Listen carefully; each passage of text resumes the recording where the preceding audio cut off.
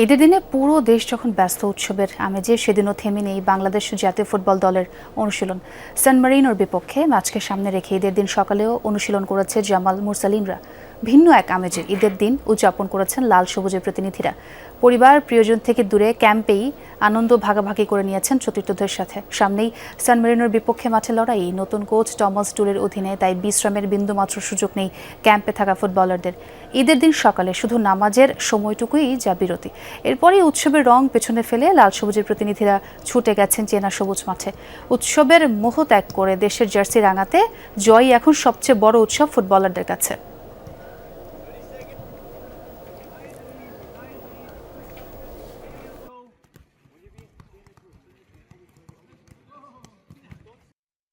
পরপর 3টা ঈদ বাসার বাইরে করা, তো এটা আসলে টাফ।